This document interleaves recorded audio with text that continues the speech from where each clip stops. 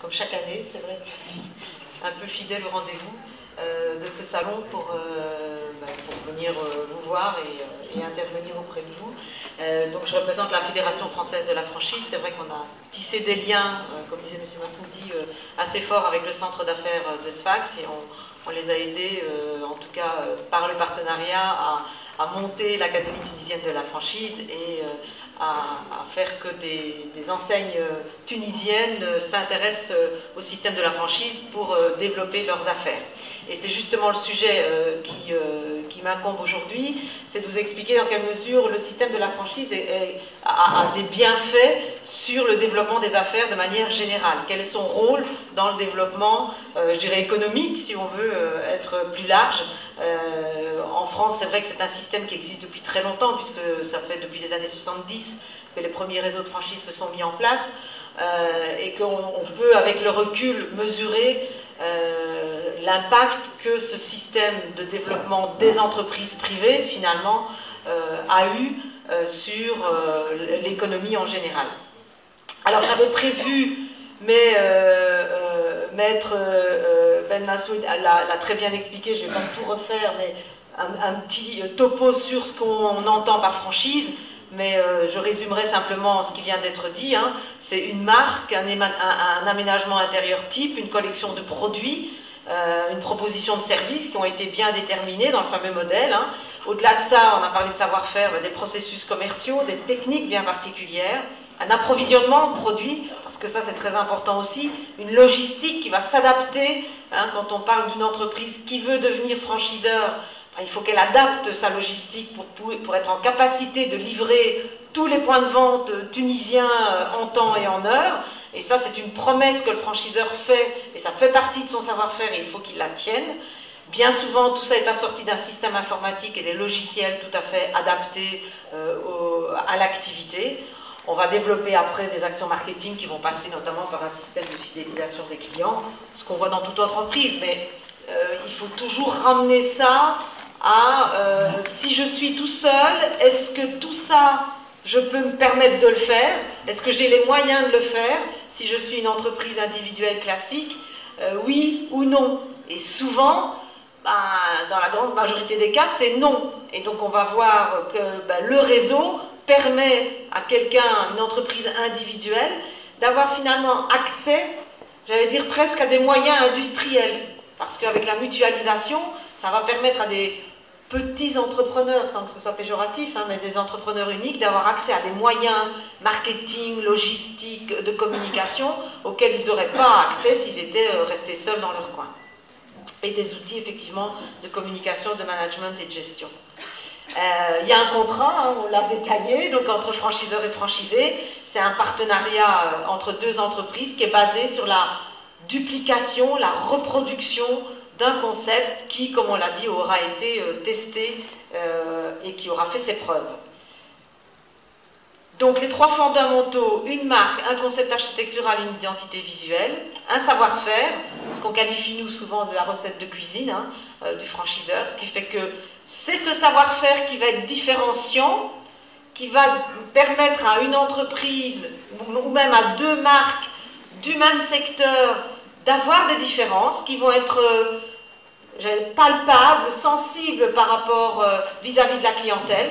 Donc les clients, quand ils vont s'adresser à une ou à l'autre enseigne, vont comprendre, connaître et appréhender le fait qu'il y a des choses qui sont différentes.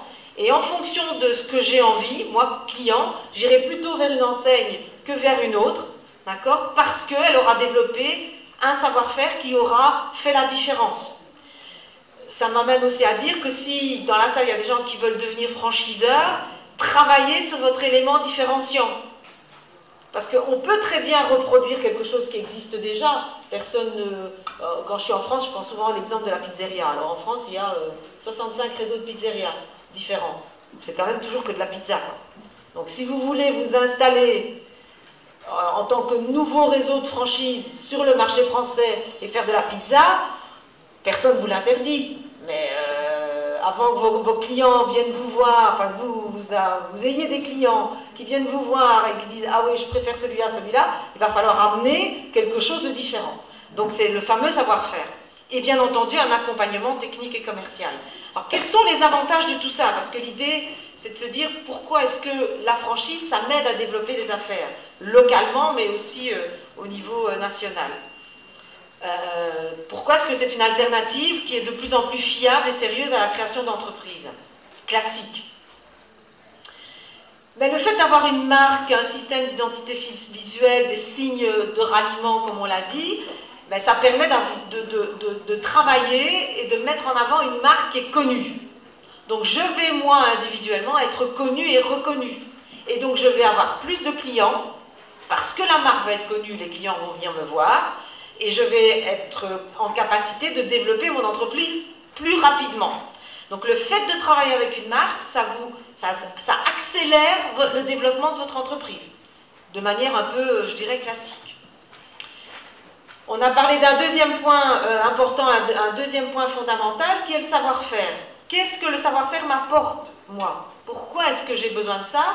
Mais parce que le savoir-faire vous permet d'accéder à un modèle qui a fait ses preuves.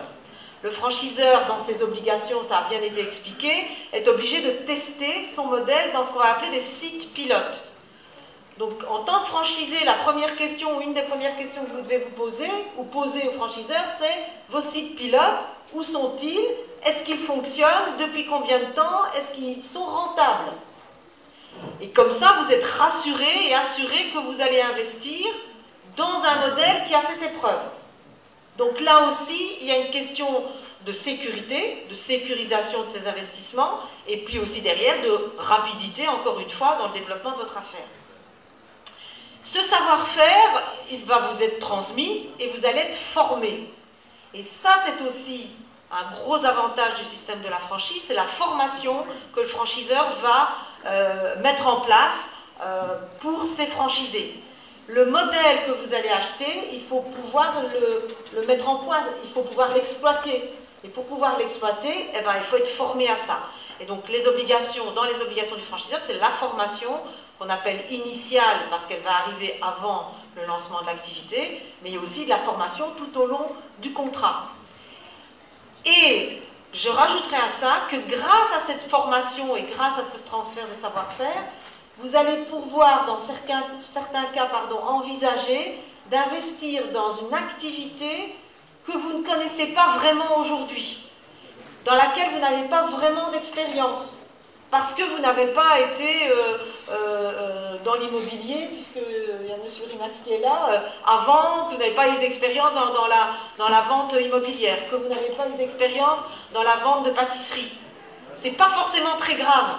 Et au contraire, ça vous ouvre les portes de nouveaux métiers que tout seul, vous n'auriez pas pu exercer, vous n'auriez pas osé vous lancer là-dedans, parce que vous n'avez pas la technique.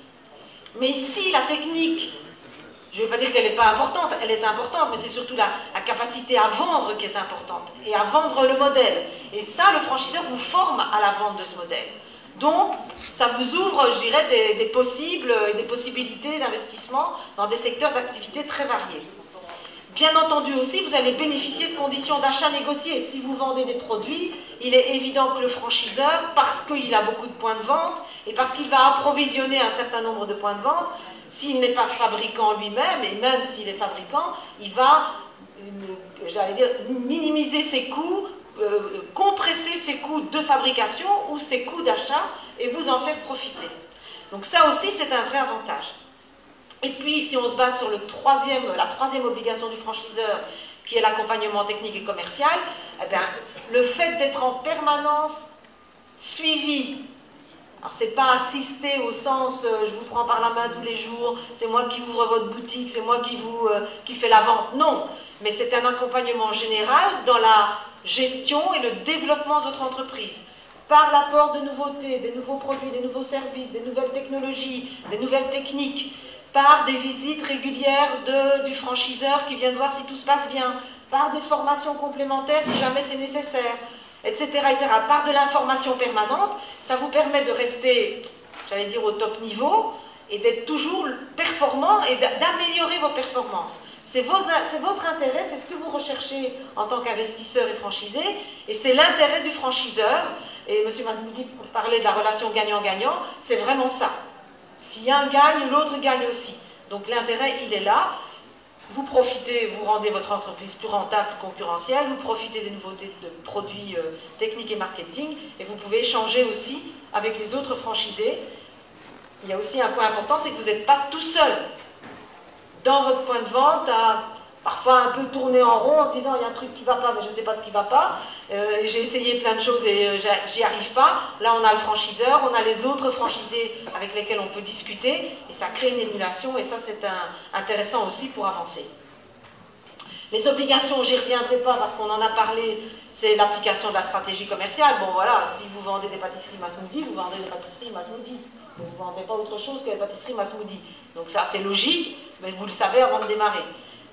Respecter le contrat avec les obligations du franchisé, respecter la confidentialité du savoir-faire, et puis participer à la vie du réseau, échanger avec les autres, c'est aussi quelque chose qu'on vous demande de faire parce que ça vous est profitable et parce que ça fait partie inhérente du système de réseau. Alors la preuve du succès, j'allais dire, c'est bien d'en parler comme ça, mais les chiffres c'est toujours mieux.